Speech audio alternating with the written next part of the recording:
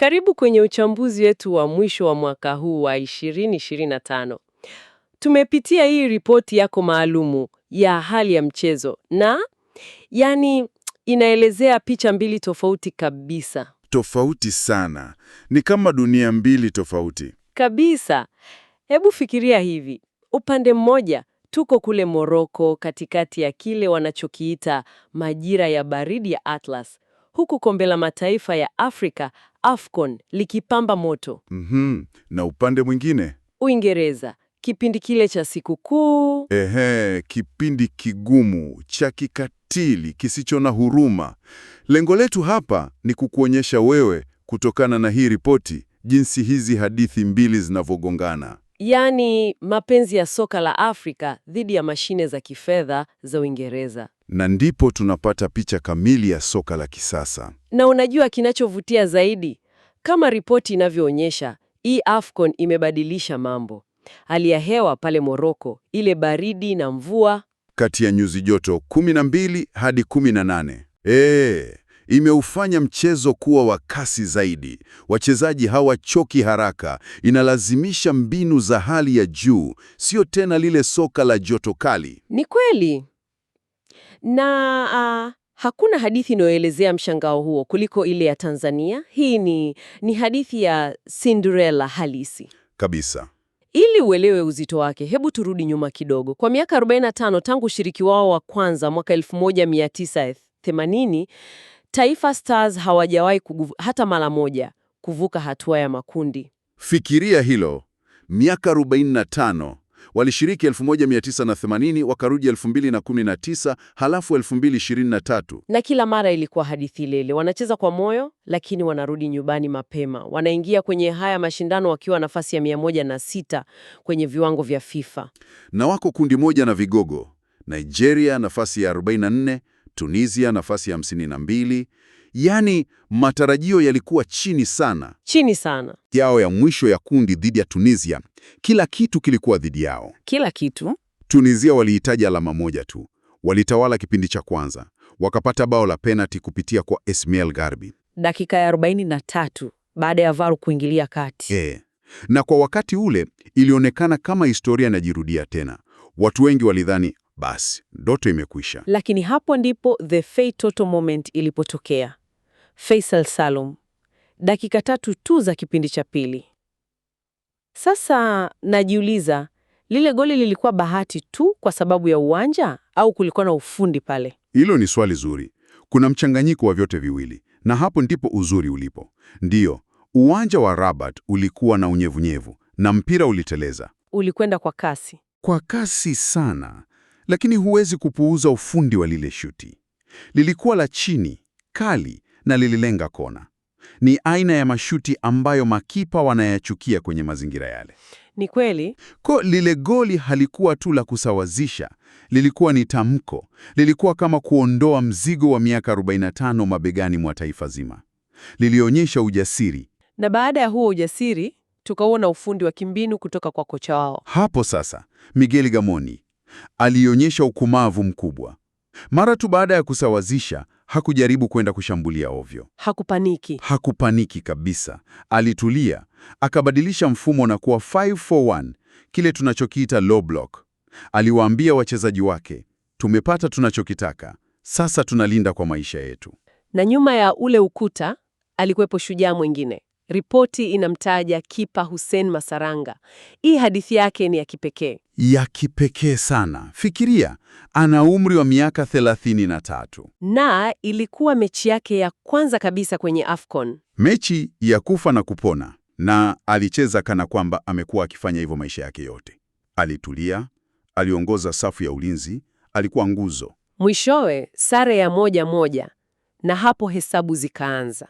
Walimaliza na alama 2 tofauti ya magoli funga -1, wakaizidi Angola kwa idadi ya magoli ya kufunga. Na wakafuzu kama mmoja wa washindi watatu bora kwa mara ya kwanza katika historia. Yaani unaweza kuhisi ule msisimuko waliokuwa nao hotelini wakifuatilia matokeo mengine. Sasa, thawabu ya muujiza huo wote ni pambano la Daudi dhidi ya Goliati. Tarehe 4 Januari, Tanzania dhidi ya wenyeji Morocco. timu iliyomaliza nafasi ya 4 kwenye kombe la dunia. Hiyo. Tofauti hapa ni kubwa mno. Ripoti inaweka wazi, kikosi cha Morocco kina thamani ya mamilioni ya euro. Kikosi cha Tanzania, wachezaji wengi wa ligi ya ndani, Simba, Yanga, Azam. Sasa kihalisia, huu mchezo matokeo yake yameshaandikwa. Kwenye karatasi ndio inaonekana ni kazi ngumu sana, lakini hata Goliati ana udhaifu. Ripoti inaangazia mambo mawili. Kwanza, jeraha la Ashraf Hakimi. Nahodha wao, nyota wa PSG. Alikosa mechi za makundi. Hata akirejea, ule ukali wa kimchezo, match sharpness, hautakuwa umerejea kikamilifu. Hiyo inapunguza kasi ya mashambulizi yao upande wa kulia. Sawa, huo ni udhaifu mmoja. Lakini vipi kuhusu hawa mashabiki? Kucheza nyumbani ni faida, lakini ripoti inadokeza inaweza kuwa sumu. Hili ni jambo halisi. Ni jambo halisi kabisa. Tumeona ushahidi.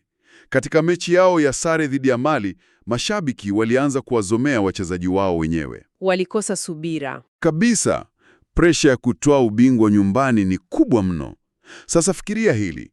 Ikiwa Tanzania itatumia mbinu ile ile ya kujilinda kwa nidhamu na wakazuia Morocco wasifunge goli kwa dakika 60 za kwanza, nini kitatokea uwanjani?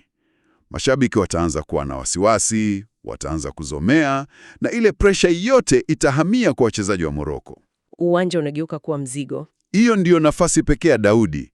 Ni lazima wageuze nguvu ya Goliati dhidi yake mwenyewe. Na hadithi hii inatuleta kwenye swali la msingi.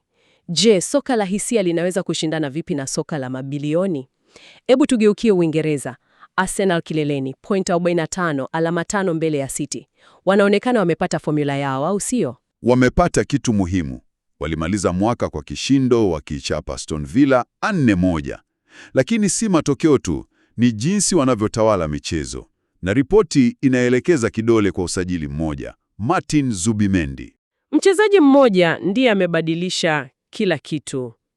Wana wachezaji wazuri. Nini hasa cha kipekee alichokileta? Sio yeye peke yake. Ni ujasiri wa Arteta. Alipomleta Zubimendi kama kiungo mkabaji, ilimpa Declan Rice, mchezaji wao wa pauni milioni 100. Ilimpa uhuru kamili. Badala ya kuwa nanga, Rice sasa amekuwa injini, anapanda na kushuka. Hii imempa Odegaard nafasi zaidi ya kucheza karibu na goli. Mfumo mzima umebadilika na kuwa na uwiano. Na upande wa pili, Manchester City bado wako karibu sana, lakini ripoti inaonyesha kuna hitilafu kwenye mashine. Wanakabiliwa na kitendawili cha Haaland. Hii inamaanisha nini? Kitendawili ni hiki. Haaland anafunga magoli, lakini timu imekuwa ikimtegemea kupita kiasi. Msimu uliopita, magoli yalikuwa yanatoka kila upande. Sasa ukimzuia Haaland, ubunifu wa City unapungua sana. Wanakuwa rahisi kusomeka, na kuna tatizo kubwa zaidi, ulinzi. Ripoti ina takwimu moja inayoshutua. Wamefungwa magoli 34 katika mwaka mzima wa 2025. Hiyo ni idadi kubwa sana kwa timu ya Guardiola. Kubwa mno. Hawana ile hali ya kutoshindika. Wakati City wana hitilafu kidogo, kuna timu nyingine zimevunjika kabisa. Hii inatuleta kwenye kona ya migogoro.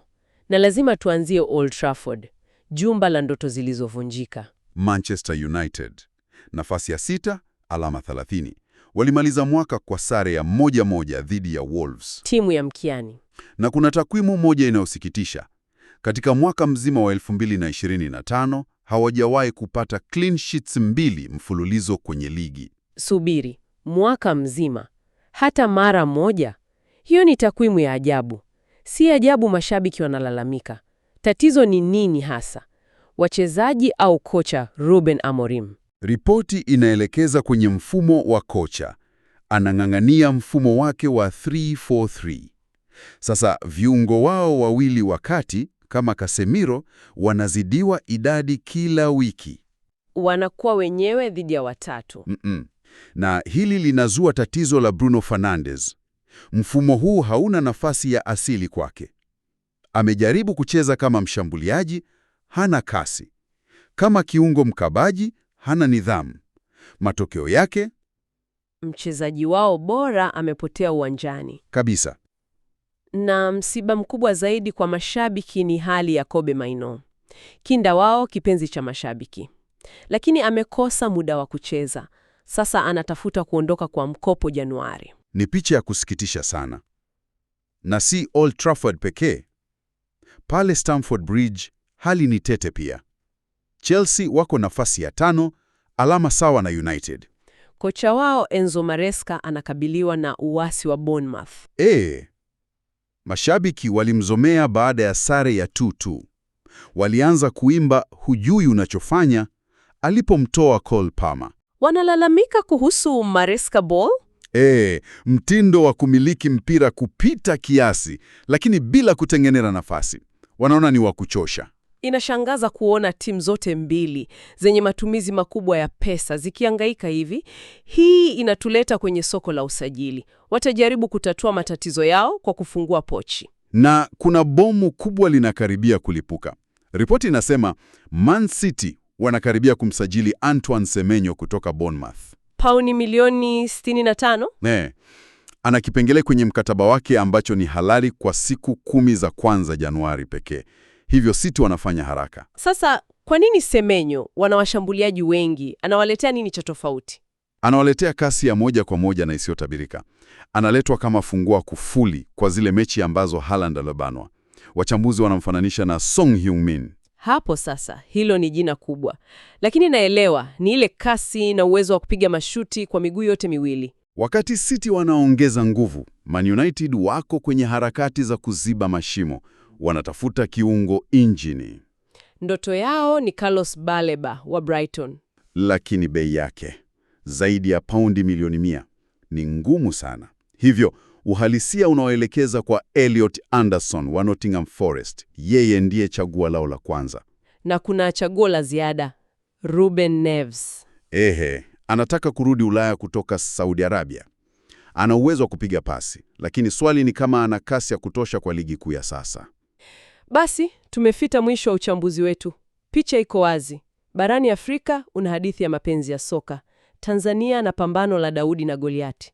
Kule Uingereza, mbio za ubingwa, migogoro Manchester na Chelsea. Na soko la usajili litaongeza drama zaidi. Kabisa, na tunapoukaribisha mwaka 2026, tunakuacha na swali hili la wewe kutafakari. Katika ulimwengu huu wa soka unaotawaliwa na mifumo na fedha, je, hadithi za kimapenzi kama hii ya Tanzania bado zina nafasi ya kudumu kweli? Au je, ni swala la muda tu kabla ya Goliath kumaliza ndoto ya Daudi na mashine ya kifedha kushinda kila kitu?